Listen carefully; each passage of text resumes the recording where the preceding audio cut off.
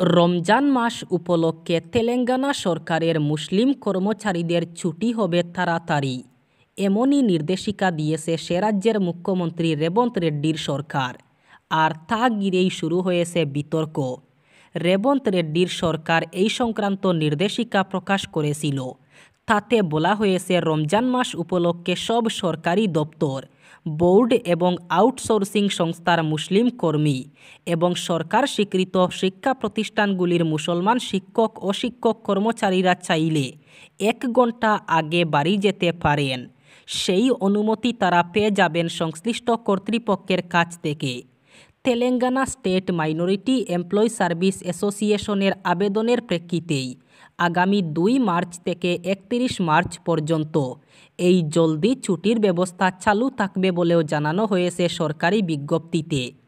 যে মুসলিম কর্মীরা এই সুযোগ নিতে ইচ্ছুক তাদের এ বিষয়ে সংশ্লিষ্ট দপ্তর অথবা প্রতিষ্ঠানে আবেদন জানানোর কথা বলেছে রেবন্ত সরকার। তেলেঙ্গানার বিরোধী দল বিজেপি মঙ্গলবার অভিযোগ করেছে সে রাজ্যের কংগ্রেস সরকারের মুখ্যমন্ত্রী রেবন্ত ভোট ব্যাংকের লক্ষ্যে মুসলিম তুষণের রাজনীতি শুরু করেছেন। দলের আইটি সেলের সর্বভারতীয় নেতা অমিত মালব্যের প্রশ্ন, নবরাত্রির উপবাসের সময় হিন্দু কর্মচারীরা কেন আগে ছুটি পান না? আগামী 5 থেকে 6 মাসের মধ্যে দেশের বাজারে আসছে মহিলাদের জন্য ক্যান্সারের ভ্যাকসিন। মঙ্গলবার সাংবাদিক সম্মেলনে এই তথ্য জানিয়েছেন কেন্দ্রীয় স্বাস্থ্য মন্ত্রকের রাষ্ট্রমন্ত্রী প্রতাপ রাও যাদব। তিনি জানান 9 থেকে 16 বছর বয়সী মেয়েরা এই ভ্যাকসিন নিতে পারবেন। প্রতাপ রাও যাদব বলেন, ক্যান্সারের ভ্যাকসিন নিয়ে গবেষণা প্রায় সম্পূর্ণ এবং বর্তমানে ট্রায়াল চলছে। তিনি জানান দেশে ক্যান্সারের আক্রান্তের সংখ্যা ক্রমশ বাড়ছে এবং এ নিয়ে কেন্দ্রীয় সরকার চিন্তিত। তিনি আরও বলেন 30 বছরের বেশি বয়সী মহিলাদের জন্য হাসপাতালগুলিতে স্ক্রিনিং প্রক্রিয়া চালু করা হবে এবং ক্যান্সারের প্রাথমিক শনাক্তকরণের জন্য ডে কেয়ার ক্যান্সার সেন্টার প্রতিষ্ঠিত হবে। একই সঙ্গে ক্যান্সারের চিকিৎসায় ব্যবহৃত ওষুধের শুল্ক মকুব করার উদ্যোগ নেওয়া হয়েছে। দোলাই এলাকা থেকে 14 কোটি টাকার মাদকসহ এক ব্যক্তিকে আটক করল কাছাড় পুলিশ। মঙ্গলবার কাছাড়ের পুলিশ সুপার নুমুল মাহাত্ম জানান, গোপন সূত্রের খবরের ভিত্তিতে মাদক বিরোধী অভিযানে নেমে দোলাই থানার অন্তর্গত শিলচর আইজল সড়কে রামপ্রসাদপুর এলাকায় একটি নম্বরবিহীন মারুতি গাড়িতে তল্লাশি চালিয়ে 40,000 ইয়াবা ট্যাবলেট সহ 260 গ্রাম হেরোইন বাজেয়াপ্ত করে কাছাড় পুলিশ। পাশাপাশি আটক করে কচুদরম এলাকার রাকেশ সিনহা নামের এক পাচারকারীকে। বাজেয়াপ্ত করা হেরোইন ও ইয়াবা ট্যাবলেটের বাজার মূল্য 14 কোটি টাকার অধিক হবে বলে জানান পুলিশ সুপার। কাছাড়ের জেলায়ুক্তের সম্মেলন কক্ষে এক গুরুত্বপূর্ণ অনুষ্ঠানের মধ্য দিয়ে সমাপ্তি ঘটল জাতীয় সড়ক সুরক্ষা মাসের। মঙ্গলবার আয়োজিত এই অনুষ্ঠানে উপস্থিত ছিলেন বিশিষ্ট ক্ষেত্রের বিশিষ্ট ব্যক্তিবর্গ। অনুষ্ঠানের সভাপতিত্ব করেন কাছাড়ের জেলায়ুক্ত মৃদুল যাদব এবং প্রধান অতিথি হিসাবে উপস্থিত ছিলেন শিলচরের সাংসদ পরিমল শুক্লবৈদ্য। সড়ক সুরক্ষা সচেতনতার প্রচারে কৃতিত্বপূর্ণ ভূমিকা এবং যৌথ উদ্যোগের কৃতি হিসাবে বিভিন্ন প্রতিষ্ঠানকে সম্মানিত করা হয় এই অনুষ্ঠানে। 1 জানুয়ারি থেকে 3 ফেব্রুয়ারি পর্যন্ত চলা মাসব্যাপী সড়ক সুরক্ষা কর্মসূচির সমাপ্তি উপলক্ষে বিভিন্ন দপ্তর ও সংস্থার মধ্যে পুরস্কার ও প্রশংসাপত্র বিতরণ করা হয়।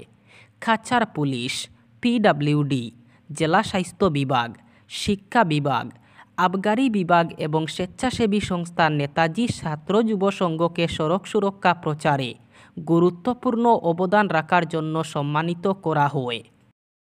শিলচর এনআইটির কাছে মধুটিলায় বিধ্বংসী অগ্নিকাণ্ডের ঘটনা।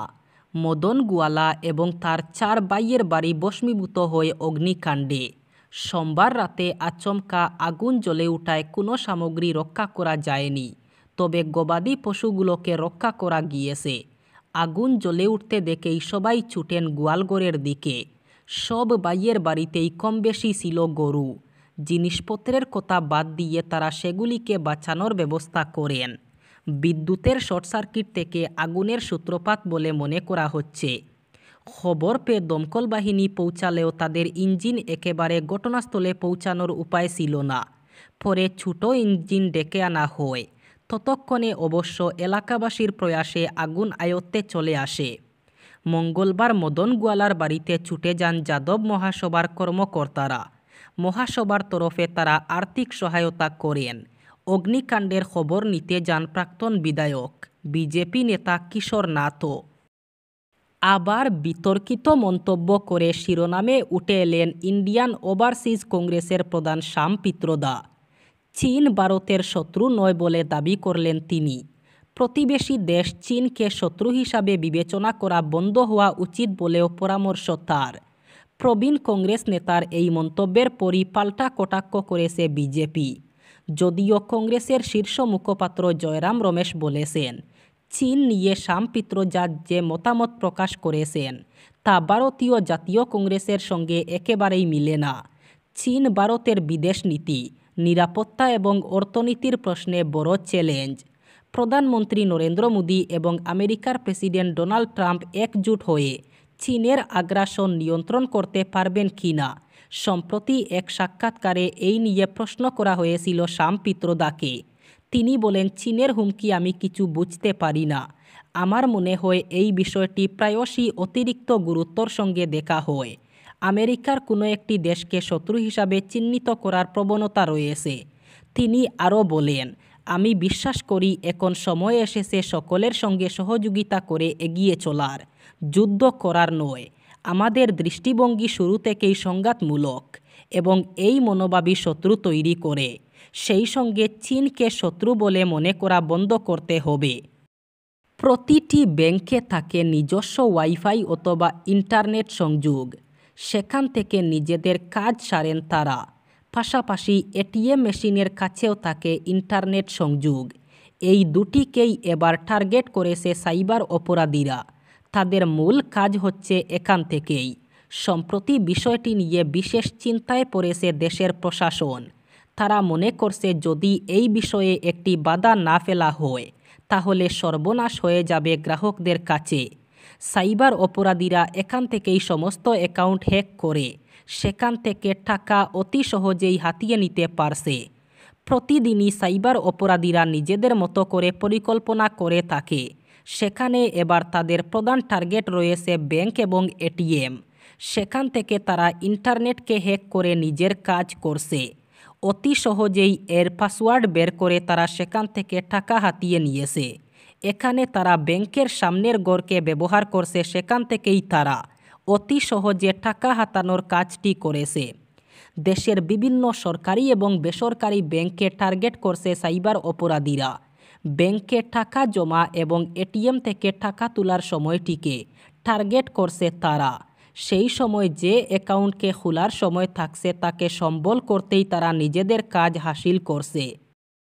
কোকরাঝাড় জেলার অন্তর্গত গোসাইগাঁও ডিস্ট্রিক্টের অধীন অসম পশ্চিমবঙ্গ সীমান্তবর্তী এলাকায় 10 বিঘারও বেশি অবৈধ আফিম বাগান ধ্বংস করেছে আসাম পুলিশ এবং আবগারি দফতরের কর্মকর্তারা। মঙ্গলবার গোসাইগাঁও মহকুমা পুলিশ আধিকারিক হীরেন কুমার ডেকা এই খবর দিয়ে জানান, তার নেতৃত্বে অবৈধ চাষাবাদের জন্য পরিচিত কুখ্যাত অঞ্চল শঙ্কুশ নদীর চর এলাকায় আবগারি দপ্তরের আধিকারিক, কর্মচারী এবং পুলিশের যৌথ বাহিনী নিয়ে অভিযান চালানো হয়েছিল। নদী পেরিয়ে আফিম খেতে পৌঁছান তারা। সেখানে আফিম চাষে একটি সুসংগঠিত নেটওয়ার্ক কাজ করছে বলে জানান তিনি। এসডিপিও ডেকা জানান, আফিম খেতে পৌঁছে যৌথ বাহিনী ট্র্যাক্টর লাঙ্গলের সাহায্যে ফসল ধ্বংস করেছে। তারা অনুমান করছে 1 কেজি আফিমের বাজার মূল্য প্রায় 64 লক্ষ টাকা হবে বলে অবৈধ খেতে বেশ কয়েক কোটি টাকার আফিম নষ্ট করা হয়েছে। তিনি জানান, অবৈধ আফিম চাষের জন্য দায়ীদের শনাক্ত করে তাদের গ্রেফতারের প্রচেষ্টা জোরদার করা হয়েছে।